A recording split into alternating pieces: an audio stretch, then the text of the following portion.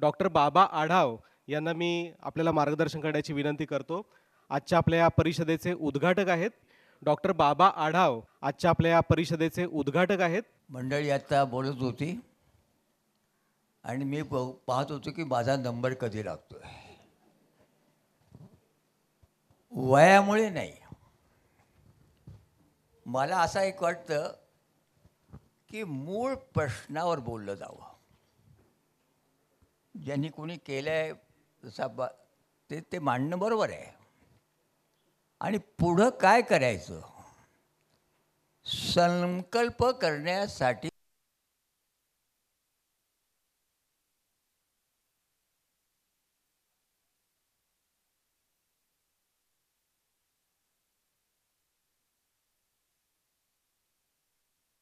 गोनोडीपासून तामिनीपर्यंत पार त्या बारप्यापर्यंत ही सगळी जी 50-52 गावं,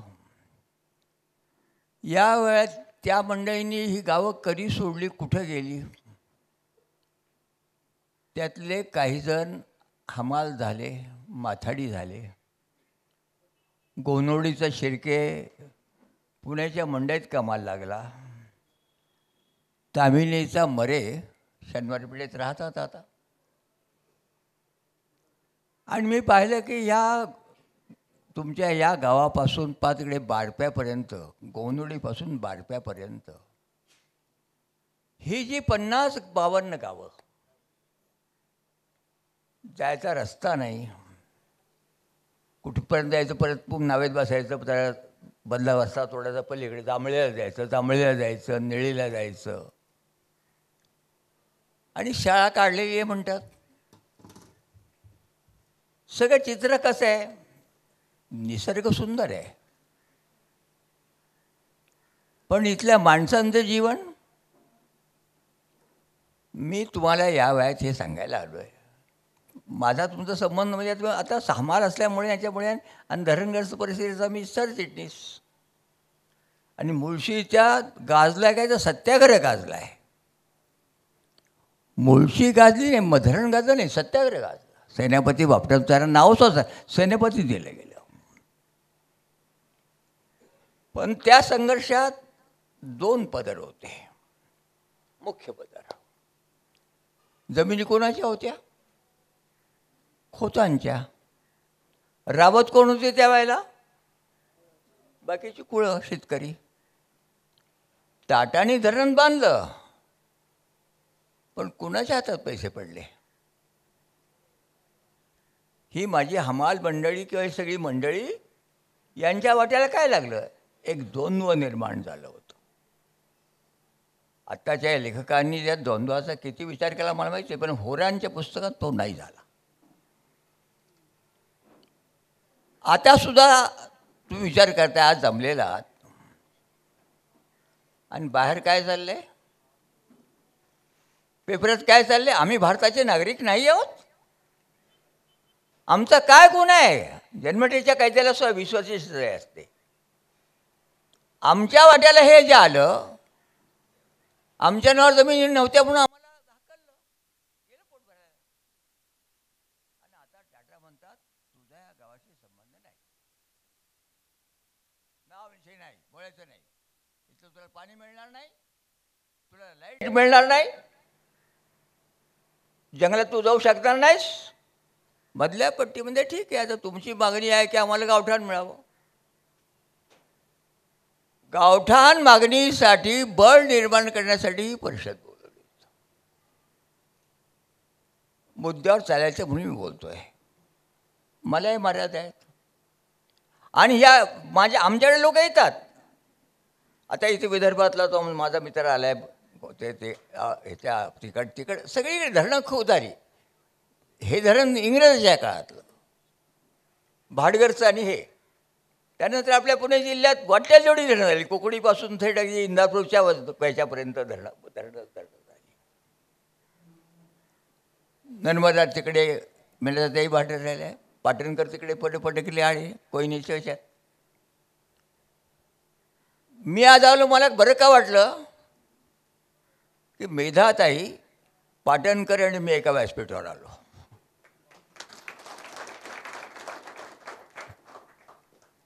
आणि मग जरा आशा वाटायला लागली काहीतरी जरा जमेल. आणखी कोणाचं नाव राहिलं असेल विलास विलास रांगवणार नाही ना माझ्यावर. एखादं कोणाचं नाव राहिलं असेल तर रागवू नका. कारण विलास नागपूरहून आला आहे आणि तिथं काय झालं आहे, सरकारने काय सुरू केलं ते नीट लक्षात ठेवा. त्या विलास मुंगाट्याला विचारा, जास्त बोलू नकोस, पैसे घे, जमीन नाही मागायची.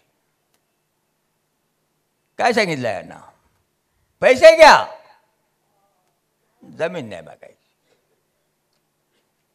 आता जमिनीशी माझं नंतर दुसरं मला करणार काय, मला पाहिजे ना काहीतरी. अरे बॉ नका जमीन देऊ, कारण माझ्या गावाचं नाव तरी मला राहू द्यायचे नाही.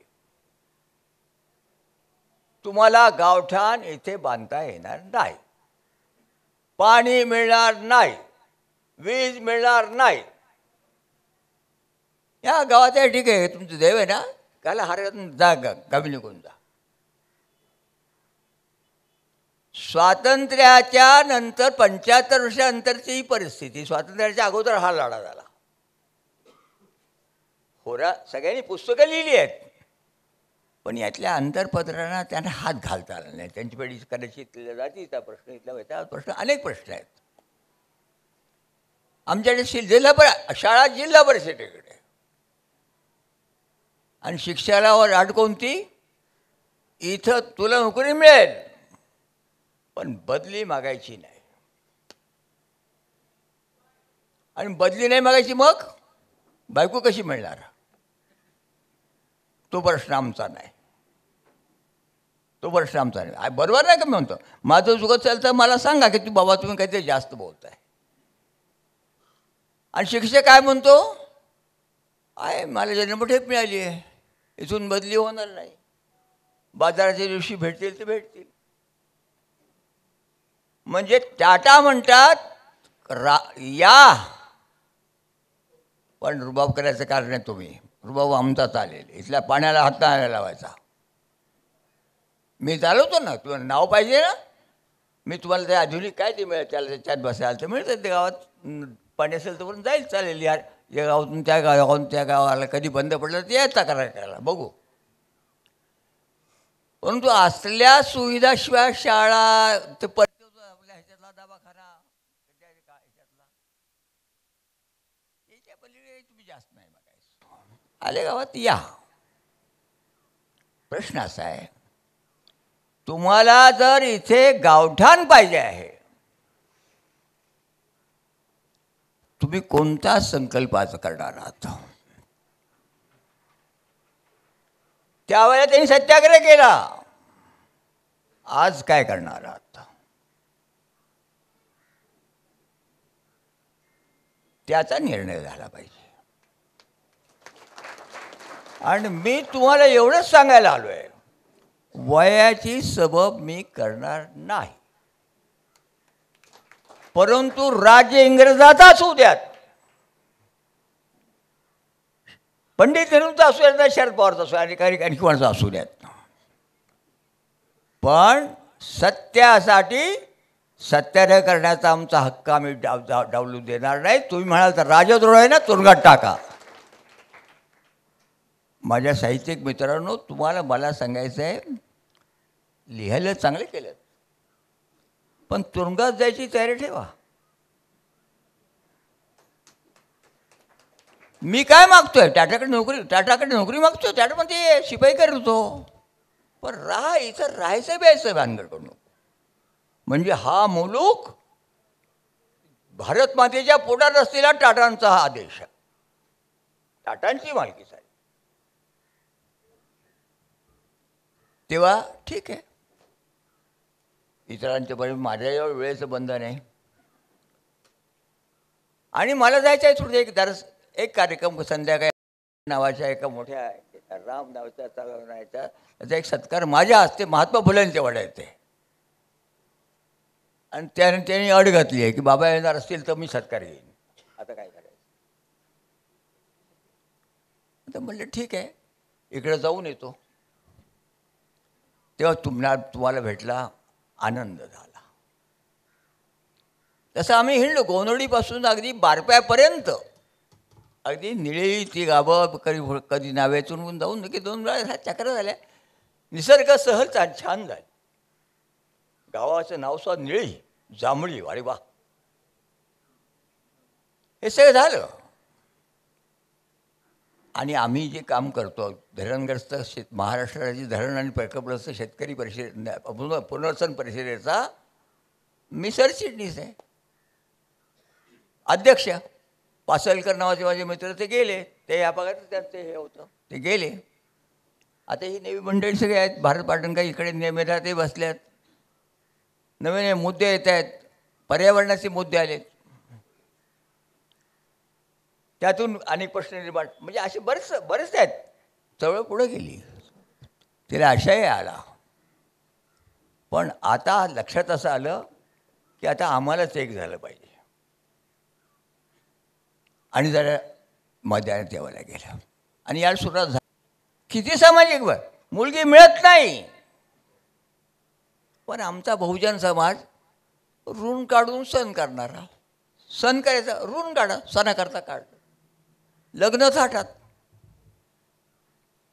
आता हे बघा नाही केवढं तुम्ही छान बांधले आहेत, मस्त एवढं बांधलं आहे, असं तिकडं पण नाही. इकडे हे पाहिलं काय, अरे काय मुळशी खोऱ्याची काय स्थिती आहे. पण जरा निळीला चालं ना. मुलगी म्हणते मला मी नांदणार नाही, नको मला. त्या कुकडीकडे आदिवासी आहेत. पाणी भरलं, धरणगाच झालं, बातमी आली,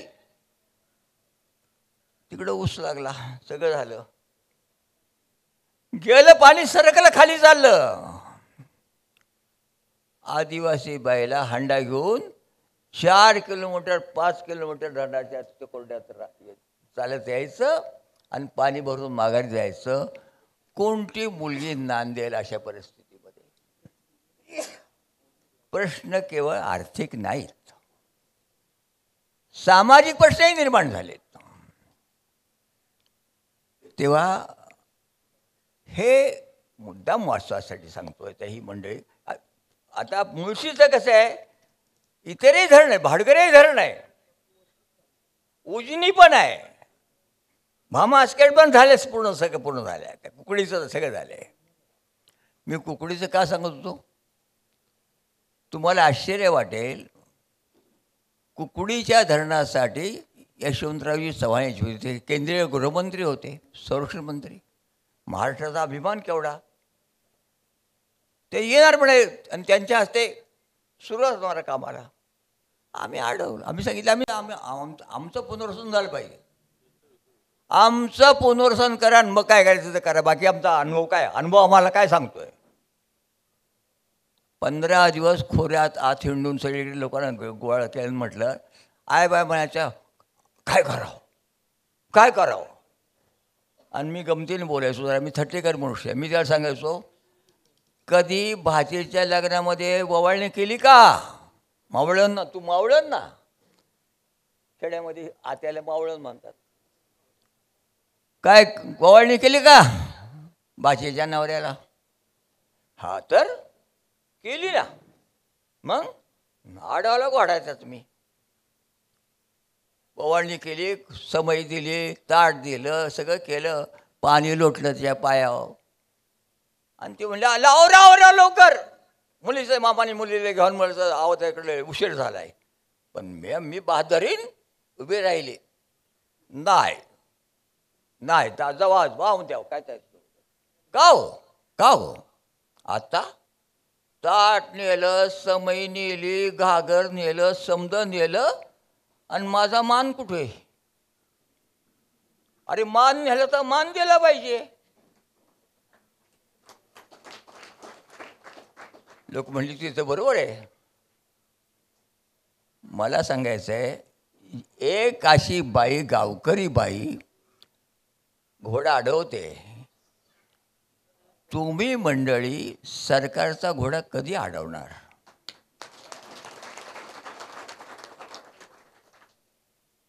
का म्हणणार नाही चालायचं रे असं बोलायचं असतं, चालायचं रे असं बोलायचं असतं. आम्हाला जमीन नाही दिली पण आमच्या पोऱ्यांचं काही शिक्षणाचं काही खर्च करता का जरा? पोर अशी वेळेवाणी व्हायला लागली. मार्गाकडे बसा ना, काय ठरवा ना, पण प्रश्नच काढायचा नाही.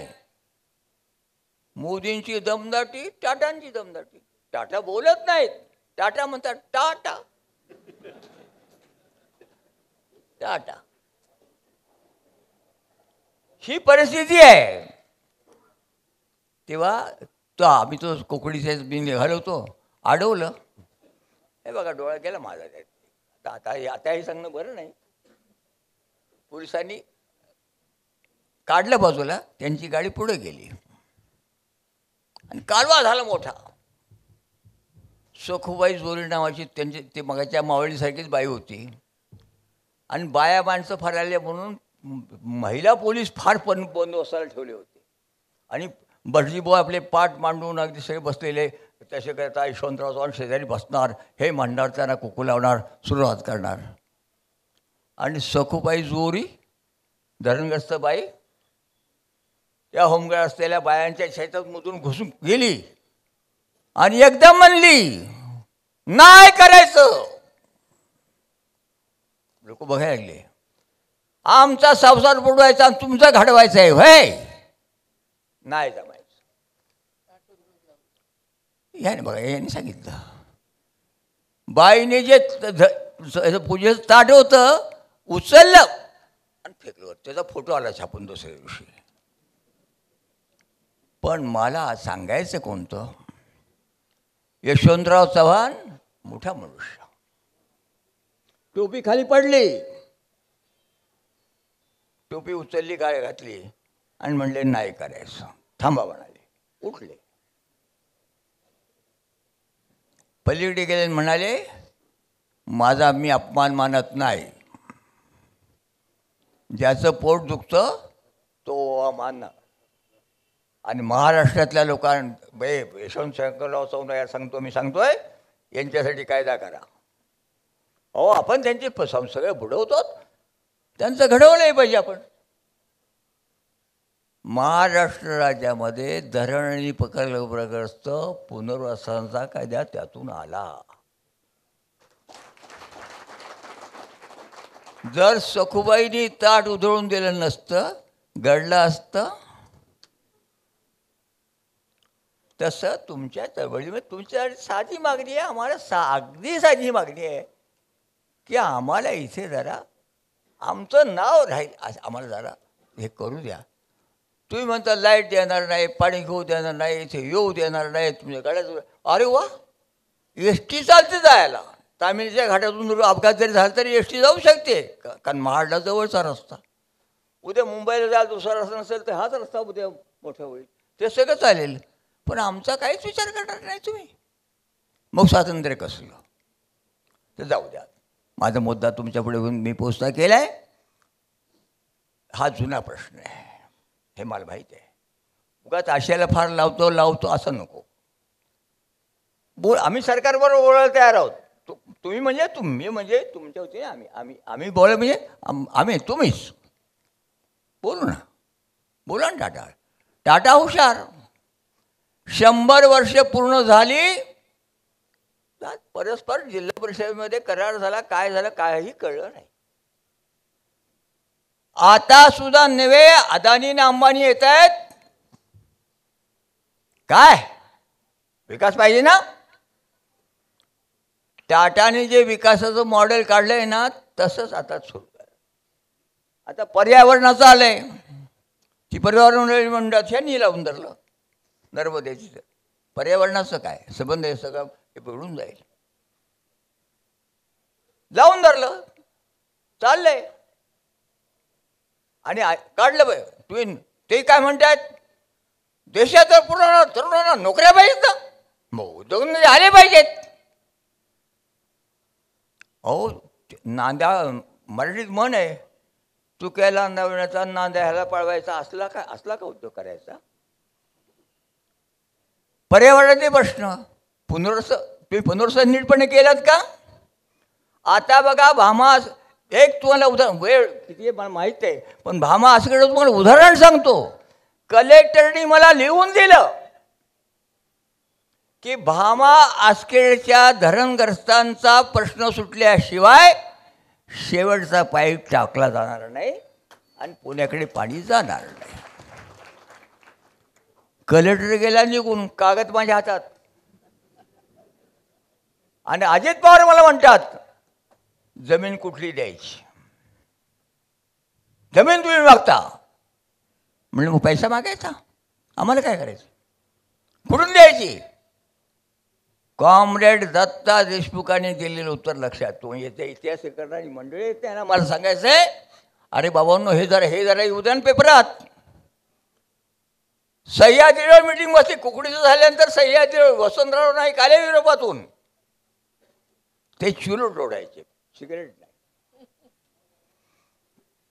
आणि मीटिंग बोलवली गेली.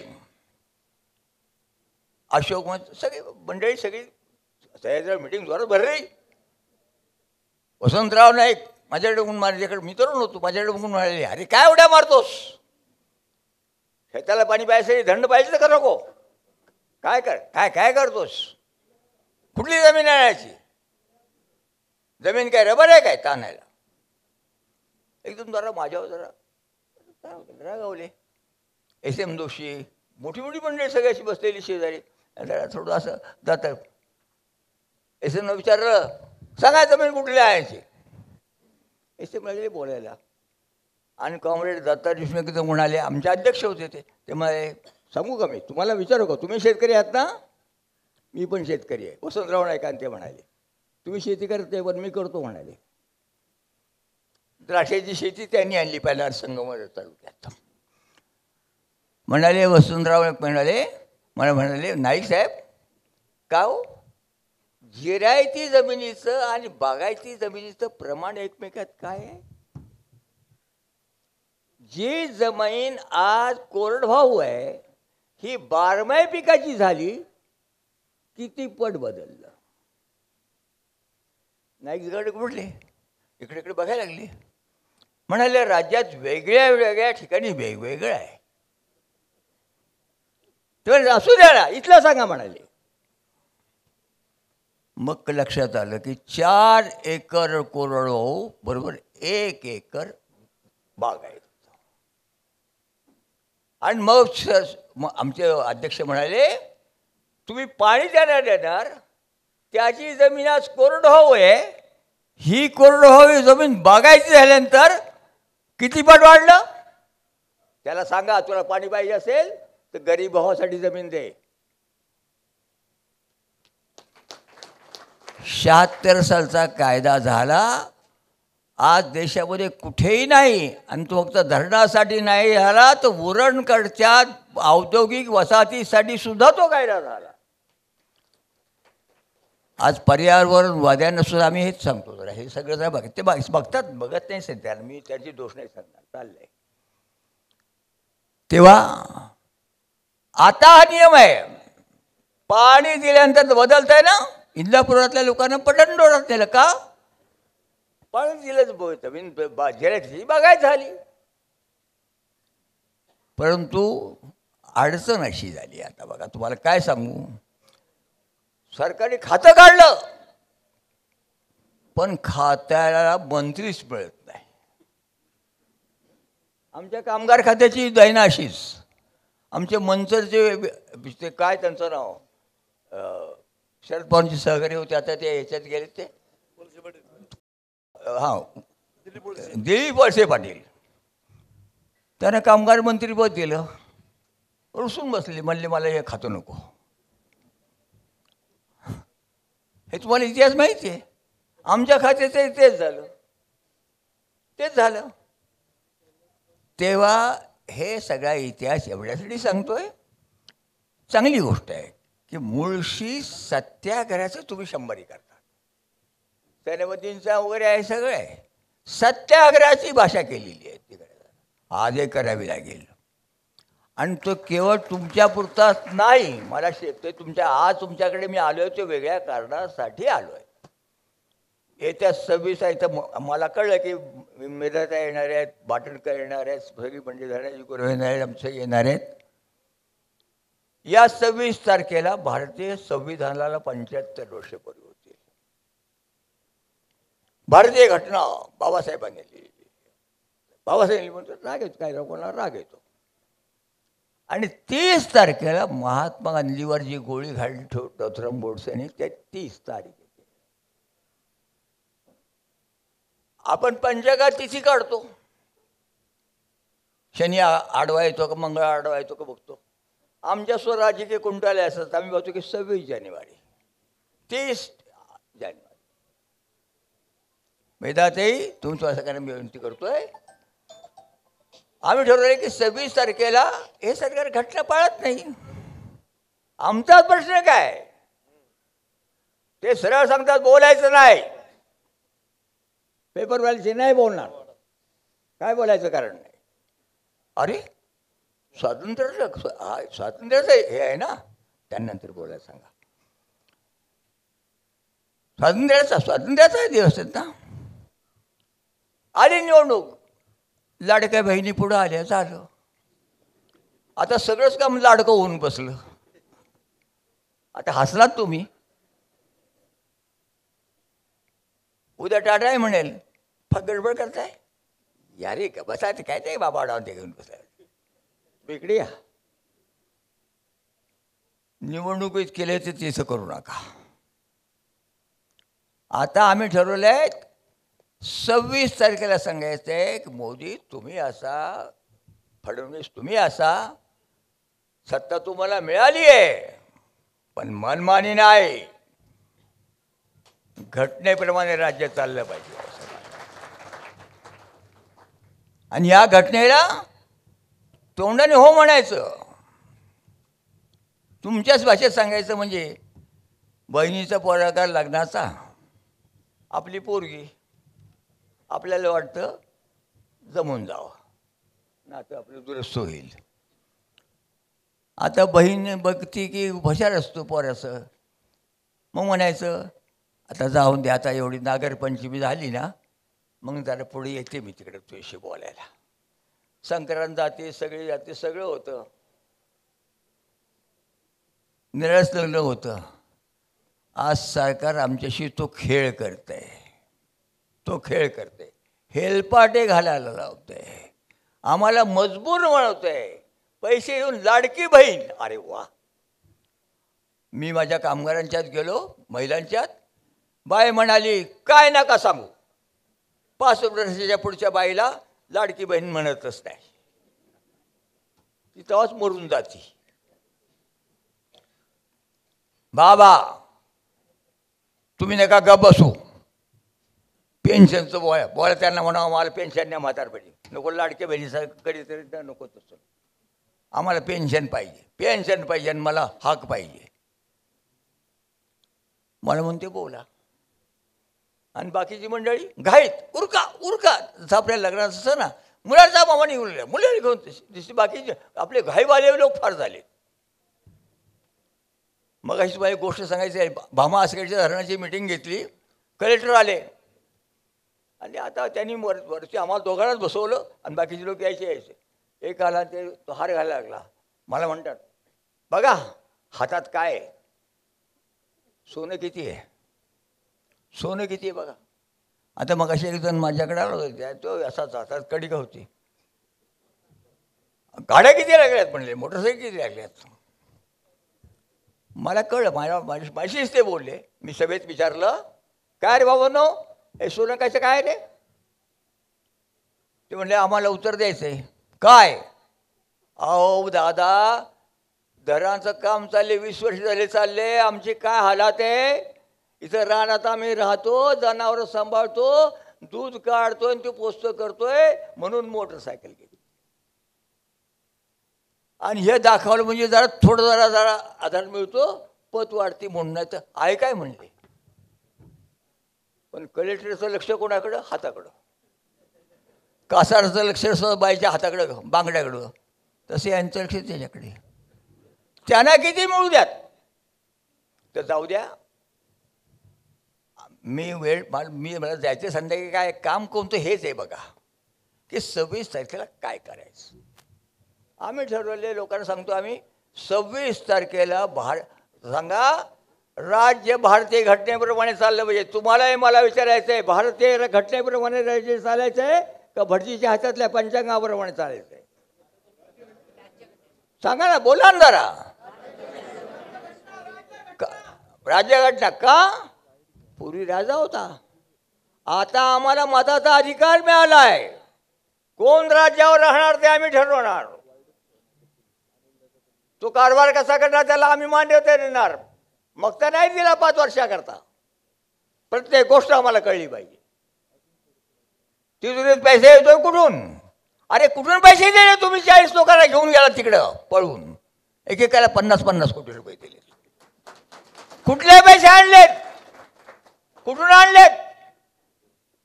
आणि आम्ही अदानीचं आणि अंबानीचं नाव घेतलं की तुम्ही म्हणता त्यांचं नाव घेऊ नका. अरे वा, म्हणजे ते आता नाव टाटा बांधणार आहेत. काय करायचं? तुम्ही म्हणतो ग बसा. हे बघा मुळशीकरांनो, तुमच्या नावात सत्याग्रह आहे. मी देशाच्या लोकांना तुरुंगात जायला सांगत नाही, पण स्पष्ट बोलण्याचा, मुलीशी मावळंदाशी बोलतो स्पष्ट बोलायचा हक्क बाजवा ना. 26 तारखेला रस्त्यावर येऊन हे घटनेचं पुस्तक घेऊन सांगा कारभार याने चालणार, तुम्ही आम्हाला मारायचा हा ना. अरे असं याचं खरं चौकात बसावं. मैदाताई तुम्ही जरा सगळ्या ते करतील, माझे मित्र आहेत. जाहीरपणे काय सांगतो यांच्याशी बोलतो संधी नाही मला म्हणणार ते. आणि 30 तारखेला महात्मा गांधीला ज्या दिवशी गोळी झाडली ती 30 तारीख, आणि त्यांनी सत्याग्रह मुळशी सेनापती बाबूचाच नव्हता, सत्याग्रह गांधींनी सांगितला. आणि गांधींनी सांगितलं कितीही मजबूत सरकार असू द्यात, पण माझा सत्याग्रह हक्क आहे, मी बजावले. 30 तारखेला आम्ही ठरवलंय मौन पाळायचं 4 तास. 4 तासाचं मौन की सरकार आम्ही सांगणार चाललंय ते बरोबर नाही. आणि आम्ही म्हणणार नाही, सांगू दगड मारणार नाही, शिवीगाळ करणार नाही, काय करणार नाही, पण चाललंय ते बरोबर नाही एवढं सांगू. का? माझ्या कुटुंबात आहे ना, पोरगं रोज दारू पिऊन येते आणि बायकोला बडवते. सासऱ्याने सासूने किती दिवस पाहावं? कधीतरी सासरा म्हणतो रे बाबा एकतर आम्हाला मारून टाक, पण दिवस तमाशात थांबव. आपण बोलणार की नाही? केंद्र सरकारला राज्य सरकारला सांगणार की नाही? हे चाललेलं बरोबर नाही. तुम्ही मागता पद मागतात, तुम्हाला मत मिळाले पण तुम्हाला पद पाहिजे म्हणून तुम्ही इथे गावात तुम्ही हे मागतात. तुमची मागणी रास्त आहे, पण 30 तारखेला जरा देशात जे चाललंय, तुम्हाला जर न्याय मिळवायचा असेल तर न्याय मिळवणारं राज्य आणावं लागतं. तो हक्क तुम्हाला मिळाला आहे. तेव्हा थोडा परिषदेचा थोडासा आवाज जरा मी बदलतोय, पण सांगणार नाही. मग आता एवढं सांगतो, मी थांबणार आहे. मी तुम्हाला माझं म्हणणं आहे. मग आता मी पाहतोय, मी यांना गडबड, माझ्या पेक्षा लहान आहेत, ते म्हणतात बाबा एवढी गडबड काय करतात, बाबा गडबड काय करतात. मी पाहिलं की चळवळीतलं गाणं एक पण म्हणणार, कीर्तन जे चाललंय ते कीर्तनाचा अभंग पण नाही आणि ओवी पण नाही, नुसती भाषणच चालली. तर लोक म्हणतात काय कीर्तन आहे का काय? महात्मा ज्योतिराव फुल्यांनी, मी घटनेचं बोलतोय, भारतीय घटना आज आंबेडकरांच्या नावाची घटना आहे. घटनेचं ब्रीदवाक्य आहे सत्यमेव जयते. ही घटना 48 साली पास झाली, पण त्याच्या अगोदर 70-75 वर्ष ज्योतिराव फुलेंनी सत्यमेव जयते आणि खाली प्रार्थना आलेली. ती प्रार्थना तुम्ही माझ्या बरोबर म्हणावी एवढंच माझं म्हणणं आहे. सांगतो तुम्हाला, म्हणणार का? आवाज कमी होतोय, हा जरा जोरात. सत्य सर्वांचे आदी घर, सर्व धर्मांचे माहेर, जगा माझी सुख सारे, खास सत्याची ती पोरे, सत्य सर्वांचे आदी घर, सर्व धर्मांचे माहेर, सत्य सुखाला आधार, बाकी सर्व अंधकार, आहे सत्याचा बाजोर, काडी भंडाचा तो नीर, सत्य सर्वांचे आदी घर, सर्व धर्मांचे माहेर, खरे सुख नटानो हे, सत्य ईशावर जो पाहे, ज्योती प्रार्थी सर्व लोका, व्यर्थ दंभा पेटू नका, सत्य सर्वांचे आदी घर, सर्व धर्मांचे माहेर, सत्यमेव जयते, सत्यमेव जयते, सत्यमेव जयते, बोला भारत माता की, भारत माता की, भारत माता की जय. 30 तारखेला गांधींच्या स्मृतिदिनी तुम्ही काही करू नका, पण त्यांना कळवा आम्ही 2 तास 3 तास काही बोलणार आहे, मौन पाळणार. आमचा आवाज तुम्ही ऐकत नाही, मौन. म्हणून 26 तारीख आणि 30 तारीख जरा जवळ आहे, जरा साजरं करा.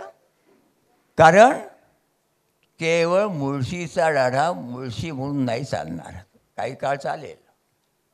त्याचं जर भारतातल्या परिवर्तनाच्या चळवळीशी तुम्ही नातं जोडलं आहे, दिसतंय तुम्ही आम्हाला बोलवलं त्याचा अर्थ तो आहे. पण ते नातं आपल्या औपचारिक नात्यासारखं नाही, ते जैव नातं असं झालं पाहिजे. म्हणून तुम्ही जो गावठाणाचा विषय काढला आहे त्या विषयात तुम्हाला पुढे वाटचाल करायची आहे, बोलावं लागेल. आम्ही सरकारला सांगतो दार बंद, तुम्ही दार बंद करू नका, वेड्यासारखं वागू नका. आणि जर सरकारने अटक सत्र सुरू केलं तर काय कराल? तयारी ठेवा. पण आम्ही तुम्हाला एवढा शब्द देतो, तुम्ही जर इमानदारीने लढत राहिलात त्यावेळेला बाहेर निघून गेलात, आता जागेवर लढायचं ते येऊ देणार नाहीत. सरकार त्यांच्या बाजूने उभं राहील, अदानी अंबानीच्या बाजूने म्हणजे टाटाच्या बाजूने उभं राहील.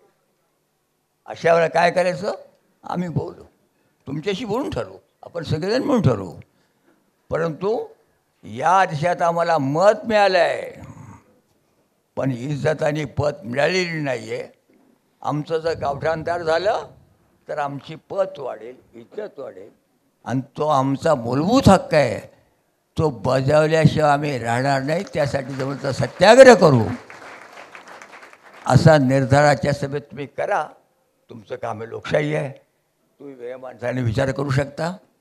तुम्ही माझं भाषण ऐकलं, आनंद वाटला, बरं वाटलं. जे हमाल माझ्याबरोबर वर्षानुवर्षं राहिले त्यातले बरेच जण गेलेत, तेही मला नेहमी सांगायचे, बाबांना आपण कशी आहे, आपण मराठी माणसं म्हणायची, पण गावाचं नाव नाही सांगता आलं की म्हणतात आम्हाला हे झालं आहे. तेव्हा माझा मुद्दा तुमच्यापुढे पोचलेला आहे. धन्यवाद ऐकल्याबद्दल. जिंदाबाद. बोला भारत माता की. मुळशी सत्याग्रहाचा विजय. मुळशी सत्याग्रहाचा विजय असो. अय्यो एवढा बारीक. मुळशी सत्याग्रहाचा, मुळशी सत्याग्रहाचा विजय असो. मुळशी सत्याग्रहाचा. भारत माता की, भारत माता की, भारत माता की जय. जिंदाबाद. बाबांनी बोलावं आणि आपण ऐकत राहावं.